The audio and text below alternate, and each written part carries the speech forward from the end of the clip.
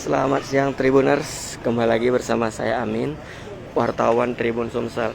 Saat ini saya berada di Jalan Kolonel Ahmad Bahrudin 24 Ilir, Kecamatan Bukit Kecil, Kota Palembang. Tepatnya teman-teman Tribuners sudah tahu, saya berada di rumah susun di sepanjang Sungai Sekana, Lambidaro.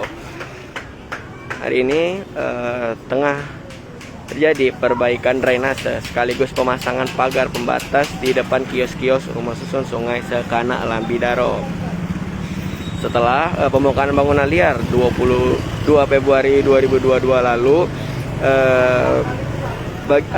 pembongkaran kemarin direncanakan akan diperbaiki dan dijadikan kampung tangguh. Nah, hari ini Jumat 11 Februari 2022 saya melihat saat ini bidang SDA bagian sungai dan drainase dikerahkan dalam perbaikan drainase dan juga pembangunan pagar pembatas di sini.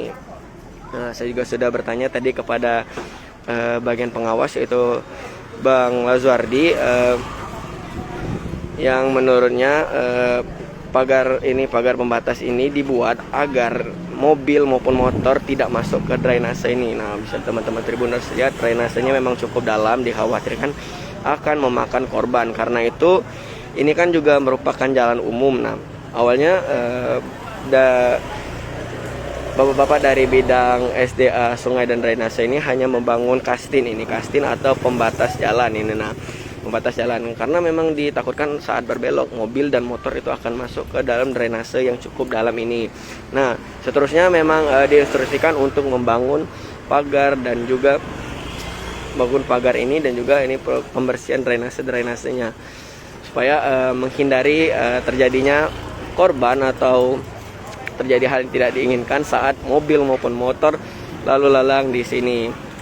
Nah, perbaikan ini dilakukan sepanjang dari blok 13 sampai blok 19 di rumah susun. Dari blok 19 ini sampai ke ujung. Itu yang baru diinstruksikan menurut Pak Lazuardi tadi.